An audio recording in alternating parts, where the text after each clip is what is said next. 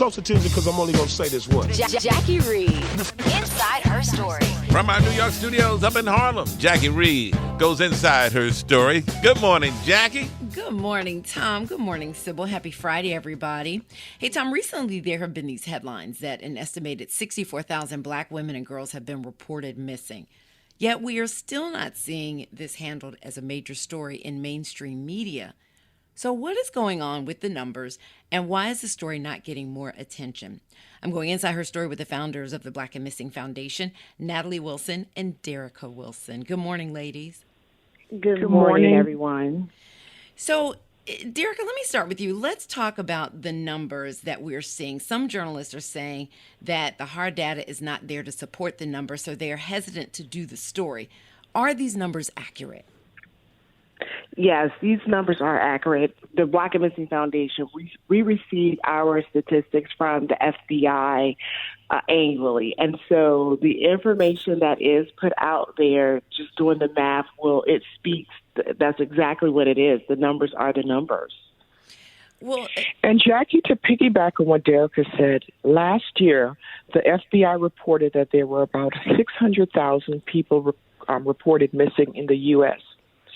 230,000 of them were minorities, and of those minorities, 27% were black women. So that's how the number 64,000 came about. Okay, so when you break the numbers down, though, I know you guys were telling me there are some things that you should factor in. Even though it's still a high number, so it's not considering some other factors when we see just this number. Can you talk about that? Sure. So of those numbers, it doesn't factor in those who were located and those who left voluntarily. But we're still seeing a spike in the number of women reported missing because of sex trafficking and because of domestic violence. And we're seeing an uptick in Atlanta, in Detroit, in Chicago, in Baltimore, in places such as those.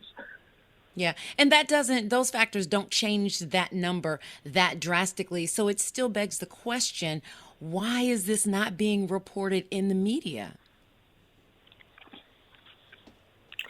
Well, oftentimes when especially our children are reported missing, they're classified as a runaway.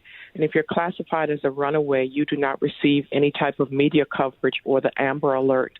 And we are seeing when our children or our women go missing, they're being deemed involved with some type of criminal activity. And that deviant behavior is happening and frequent and the norm for that community. How does that stop then? How do you make that jump? And is it just a matter of getting the right people in place in the police department and what have you to? Absolutely. We need to change the playing field. We need more diversity in the newsrooms. We've pounded on pavement to get these stories out there, and, we've heard that these stories are just not sensational enough. We need more police officers taking the police reports because oftentimes the reports are not even being taken. Yeah, Derrica, you were telling me a story yesterday about a gentleman who recently went missing, and the report was not taken. Tell us about that story, what his family went through.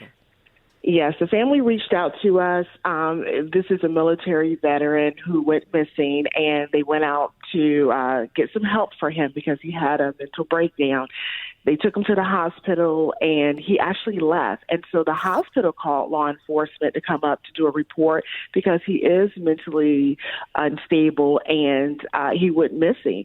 The police responded. They actually put him in the system, having a disability, a mental breakdown, but they never classified him as being missing. And so when the family went to follow up with law enforcement to see if there had been any updates or status changes on his case, they were like, oh, we didn't know you wanted us to file a missing persons report. We just entered him in as being mentally unstable. So if someone comes across, we could have some contact with him. But you guys didn't say that he was actually missing. But he was found, yes? He was found. He was recently found, and he is getting the help that he needs, and he's surrounded with family. Natalie, let me ask you, because you all do a lot of work helping families get connected with the media and get their stories out there, which is really important. For families who are dealing with someone that is missing, what's the best way to get media attention? The best way to get, well, one is to utilize social media because you don't have to wait on the news cycle. It's instantaneous, and it is a vast reach. So we ask families to create a Facebook page or promote their loved ones missing, on social media. And, you just have to pound the pavement, and you have to continue to call the media outlets. I remember when Phoenix Colden was reported missing, I called every news station in St. Louis, and no one covered the story. And finally, one news editor said, you know what, I'm tired of this. Send me the information, and I'll share it. So you have to be vigilant, and you have to be persistent. That is so frustrating. And you guys mentioned sex trafficking. It's still something that we hear about a lot, but I think a lot of people still don't take it that seriously. What advice would you give to parents of young girls and women out there to protect their loved ones? We would tell them to use social media wisely. Don't be so trusting of people that you come in contact with.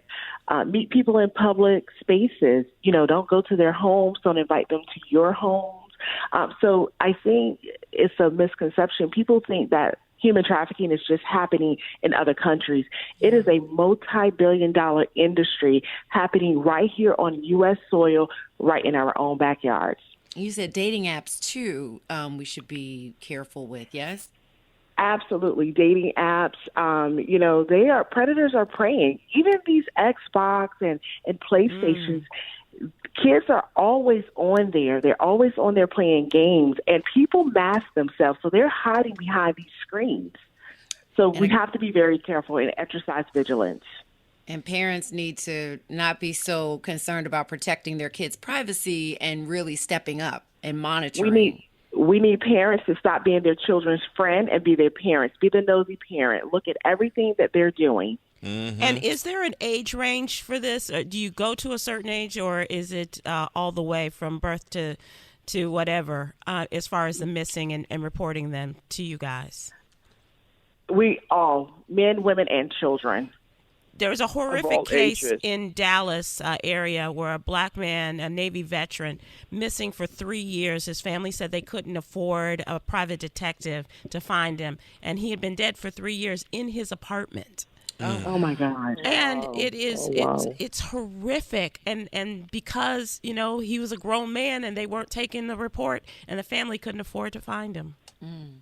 And when you go to police, you don't have to wait 48 hours. That's the other thing. Yeah, Jackie. You don't have to wait. All right, ladies, Absolutely. Thank you so much. The Black and Missing Foundation. Is it blackandmissingfoundation.org? Yes. Good job. BAMFI.org.